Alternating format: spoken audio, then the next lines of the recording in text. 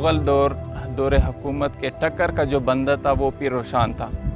पीर-ओ-शान का नाम इसको इनकी अपनी दीनदारी की वजह से दिया गया। हालांकि इनके वालिद ने इनका नाम बायज़ीद रखा था। जब इन्होंने देखा कि मुग़ल जो हुकूमत है वो पश्तून कौम पर जुल्म कर रही है, तो ये उनके ख़िलाफ़ उठ खड़ा हुआ और उनके ख़िलाफ़ एक तहरीक बनाई, जिस तहरीक का नाम तहरीक रोशनिया है। लेकिन अफसोसनाक अमर यह है कि मुग़ल दौर हुकूमत ने इनके ख़िलाफ़ एक दूसरा बंदा जिसे अख़ुन दरवेज़ा कहते हैं वो खड़ा किया और उन्होंने फतवे दिए कि पीर-ओ-शान जो है ये काफिर और मुल्हिद है। अख़ुन दरवेज़ा ने पीर-ओ-शान को पीर तहरीका नाम दिया, पीर तारीक यानी स्याह, काला।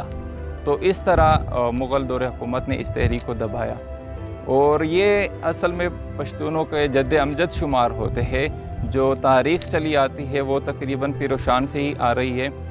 जो तहरीकी उसूल या सियासी कवायद है वो पश्तूनों को पीर-ओ-शान ने दिए हैं। इसी तरह जो दीनदारी है या हमारा जो दीन से लगाव है पश्तूनों का, वो भी इनकी तहरीक की बरकत से है सब कुछ।